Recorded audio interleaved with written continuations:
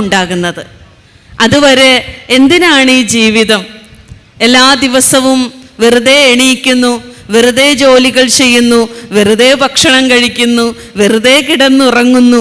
ഇതിനപ്പുറത്ത് എന്ത് ജീവിതം എന്ന് ചോദിക്കുമ്പോഴാണ് ഗുരു കടന്നു വരുന്നതോട് കൂടിയിട്ട് ജീവിതത്തിൻ്റെ പുതിയ ഭാവുകത്വം, ജീവിതത്തിൻ്റെ പുതിയ മേച്ചിൽപ്പുറങ്ങൾ, പുതിയ അധ്യാത്മമായിരിക്കുന്ന കാഴ്ച, പുത്തൻ ഉള്ളുണർവ് ഒക്കെ നമ്മളിലേക്ക് വരുന്നത്. അവിടെ നമ്മൾ ഒരു കുഞ്ഞു കുട്ടിയെ പോലെ സന്തോഷമുള്ളവരാകും.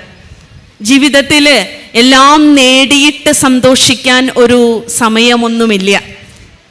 നമ്മളുടെ എല്ലാ ആഗ്രഹങ്ങളും പൂരിതമായിട്ട് സന്തോഷിക്കാം എന്നല്ല ഗുരു പഠിപ്പിച്ചത്. നീ എവിടെയാണ് നിൽക്കുന്നത്, നീ ഏത് സാഹചര്യത്തിലാണ് ജീവിക്കുന്നത്, അവിടെ നിന്നും നിനക്ക് സന്തോഷിക്കാം കുട്ടി. അല്പം ബോധമുണ്ടായാൽ മാത്രം മതി. അവബോധ